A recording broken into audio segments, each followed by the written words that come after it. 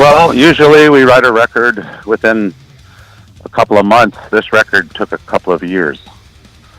Um, and me and Eric were writing the record together, but we couldn't finish. The songs just couldn't get completed.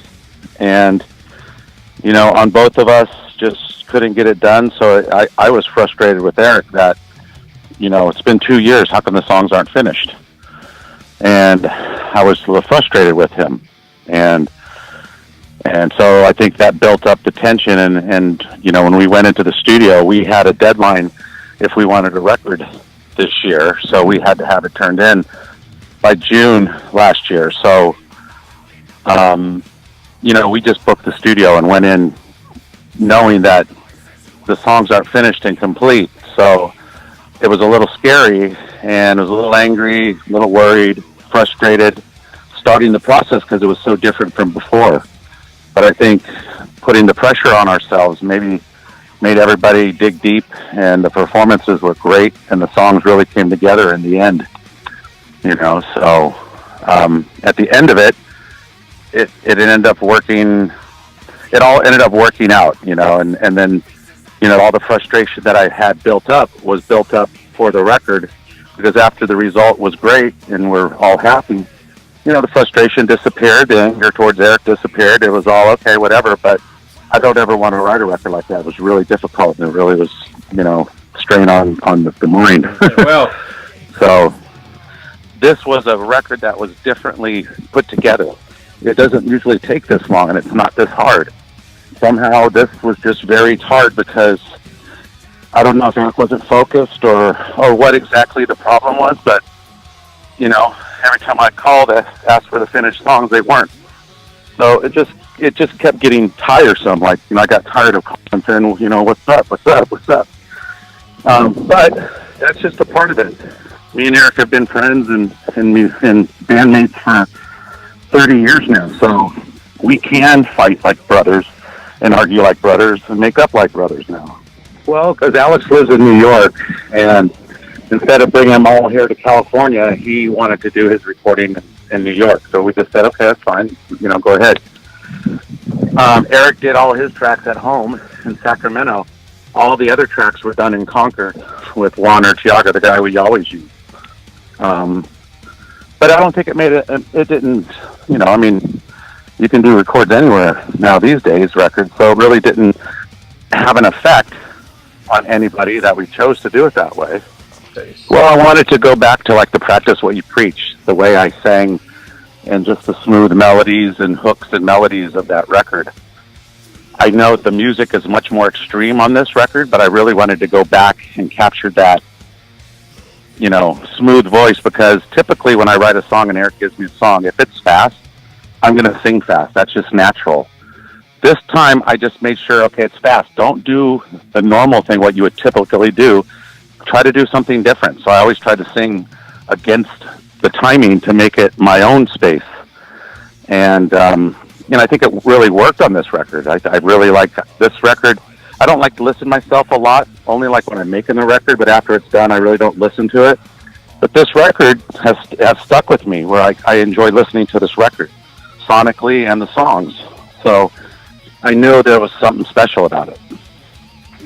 Yeah, I think on this one, definitely Andy has a different approach. I think on all the records we work with Andy, especially since we did so many records now, he knows what we expect and what we like. And from the first record we did with Andy till the record we just did, if you notice and you listen back to them, these records are a lot drier. There's not a lot of delays and effects going on, which to me made the records a little not in your face, where this record's a lot drier. So the feeling of the songs and the production feels more closer in your face. Especially vocally. The vocals are really dry compared to what I used to have as vocals. I used to have my vocals very wet with a lot of delay, which I don't do that. No, on the last two records, I've gotten comfortable enough to where I could go, okay, it doesn't have to be so wet. I think maybe it was an insecurity in the past, but I felt confident. Yeah, well, I think that's the way those guys handle it. A lot of those guys in the band, they rely on me and Eric, and they rely on our decisions, and there's not too many cooks in the kitchen. I think that's what really helps, is they let us kind of make the plans and the arrangements. Would too many of them spoil the broth then? Well, yeah. I mean, we let everybody have an opinion, but when we know it's going to start going, okay, this is just going to keep going in circles. Somehow the leader has to put his foot down and say, okay, enough's enough. This is it. And, but I don't think we've ever made a decision where the guys were upset with our decision. I think we've always included everybody in their decision and took their feelings into consideration. So it's been working. I think everybody at this stage of their life and their career, I think we're pretty secure in the band right now, and it's not a bad gig, We stay very busy. We're putting out records. We have a great record label, so things are looking good for the band. So I don't see any, unless something drastic or somebody gets some amazing offer they can't refuse, then we'll deal with it. But as far as now, I think everything is very, very comfortable, and everybody's very happy with the way that everything's working out right now. Well, I'm glad he's back in the band. I felt bad that he wasn't, back in the band sooner. Because Steve, he's an amazing bass player, but his personality also is very great. He brings a new personality to the band, and he actually, in a sense, because Eric likes to stay in and not do much when we tour, where Steve actually gets him out and about. So I mean, it's healthy because he's just bringing a new breath of fresh air to the group, which is always great. And it's been great. I think he's happy too, because when we did the gathering, we were all hoping that Steve would be able to quit his job and just play music with us. But since that didn't happen and we had the reunion, that didn't happen. So as soon as the opportunity came back, like, Steve, we need a bass player. Okay, got to quit that job. He was very happy to go, great, I can't wait to quit my job. It was the best thing for him. And we even talk about it today. It's like, our lives are so, I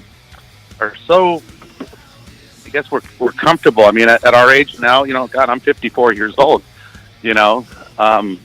I'm very comfortable with everything, the way it works out, and the touring and everything happening. I think Steve is too. It's less stress of a life. I mean, it would be nice, but I don't think this day and age and the fan base, I don't know, maybe they would, but I don't know. I'm not sure. I think we did that in the past because the opportunity to perform those acoustic songs were there. We would play parties for contests we would run, or a promotion for record store, we'd do acoustics. But we haven't done that lately, so we haven't really thought about playing acoustics.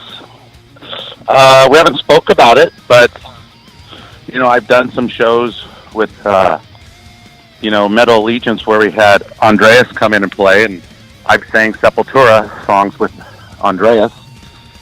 Possibly. I mean, when you get out there, I mean, I'm up for it. I think when I auditioned, I was kind of in a weird era because we just left Atlantic and we had our record Demonic, and at that time, I decided, maybe I should try to find something established, because at that time I felt like we were falling apart, didn't have an established band. Yes, we're actually we're negotiating the tour right now with a promoter. So it looks like it'll be in August, in the end of August. We'll be 14 dates across South America. I know 4 in Brazil, and of course Chile, Peru, Colombia, Ecuador, Mexico, Argentina, Costa Rica. Well, I manage Testament, so, I've been doing that for a long time. So when Maria asked us, me and Johnny Z, if we were interested in starting a management company, at first I said no, until a few years later she came back and said, what do you think? And at that time I said, maybe it's a good business move for me. I'm 54 years old. I wish I could keep rocking until my grave, but who knows that if I can? Who knows? So I have to, I figured I know a lot about the music business, so this seems like the perfect fit for me to pursue is the management. I'm constantly busy every day. From the minute I wake up, I'm on emails. We have I think 5 different bands we're managing now. So first thing in the morning, it's get on the computer, go through all the emails, talk to all the bands, make sure everything's going out. Like we have Venom Inc. has a release coming out. We have Shattered Sun's release coming out. I have Night Flight Orchestra with a release coming out. So I've got all these projects with albums coming out. So it keeps me busy for sure. No doubt about that. Okay, last but not least, would you send some greetings for the people in South America who are listening to this right now? Okay. I'm absolutely certain that there are many Testament followers connected to El Santuario del Rock at this very moment. Hey, this is Chuck Billy from Testament right here on Sanctuario del Rock.